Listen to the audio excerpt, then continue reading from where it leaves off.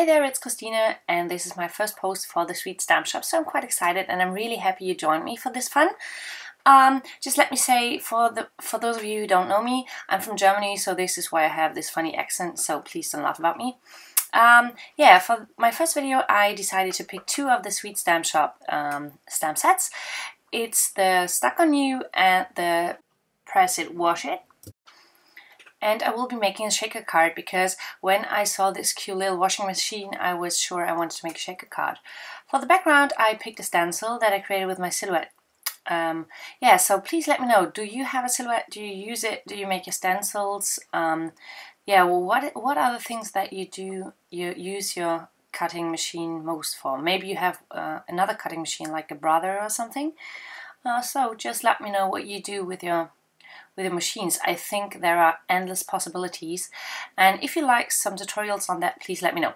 So I took this stencil and I used some tumbled gloss and some broken china distress ink to have a nice blue background because I thought some watercolor would look nice with the washing machine. So I made that background, and to make it look like a little watercolor background and to make it a little softer, I just spritzed some water on there with my Ranger mini mister, and then I got the ink to move a little bit, and I used my heat gun to set this.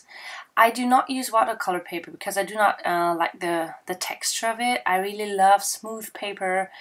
The problem is this paper is, yeah, you can see it now, it warped, it totally warped.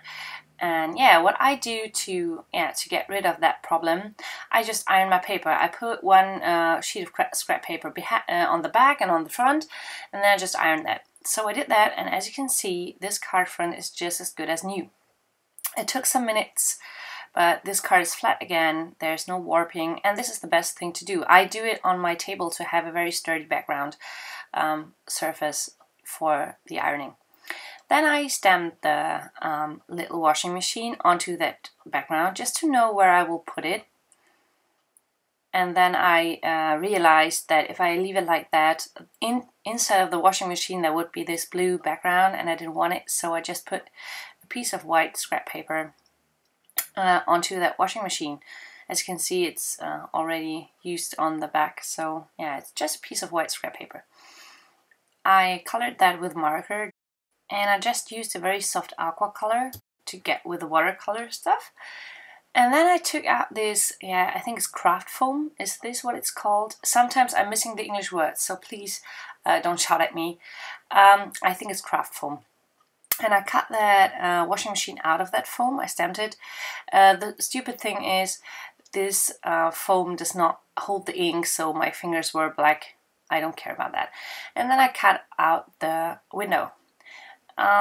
Yes, I cut all of that slightly smaller because I did not want to get the foam to come out of the shaker, and I used some glossy accent to adhere that because I find that it's hard to have any adhesive that really holds the foam in place and that really sticks well. So my tape runner does not work with that. I'm not a fan of liquid adhesives, but I know the glossy accents do a very good job on that one.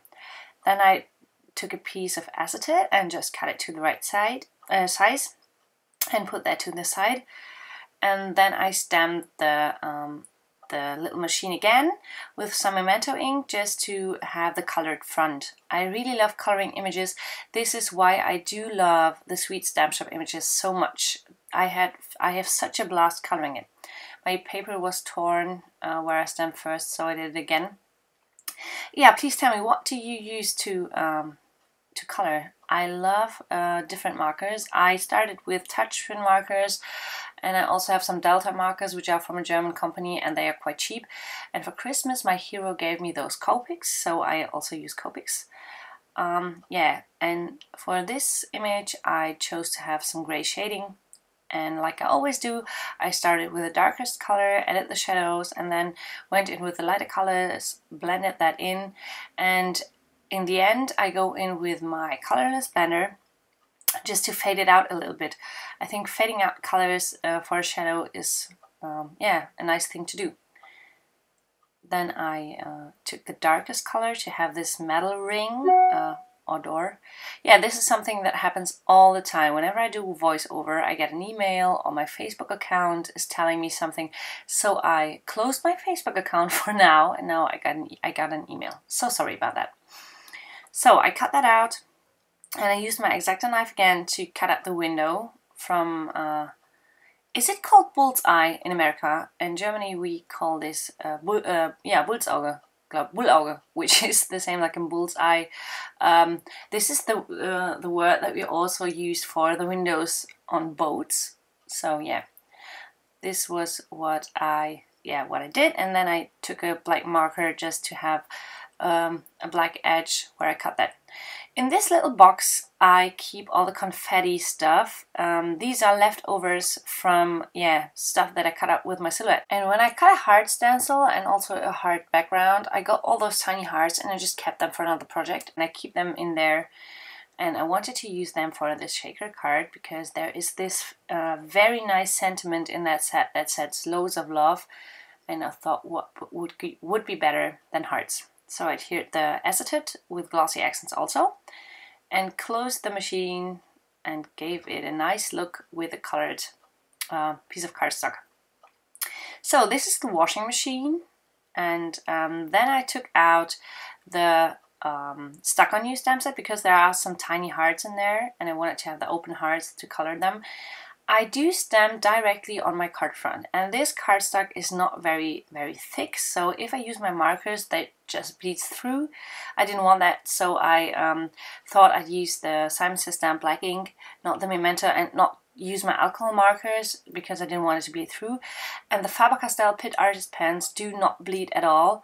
The problem is you cannot blend with them, but I didn't care on those small images, so I just used them to color in those hearts, added a little darker shadow, and then went in with the lighter one. And as I said, it does not blend, but it still looks good on tiny images like that. Then I used the Loads of Love stamp set, Loads of Love stamp. I tried to find the right placement, and yeah, this is what I came up with. Then I used my Wink of Stella glitter pen to have some nice accent. I love to finish my cards off with some accents, so I had the Wink of Stella stuff and then some glossy accents to have the door of that washing machine or the bullseye, whatever it's called, a little bit shiny. And also one of the buttons of the machine and the window for the program. I used glossy accents on them. And that finished the card. I hope you got inspired and maybe you liked my video, so I'd be glad if you you jump to my YouTube channel and hit the subscribe button. Thanks so much for watching.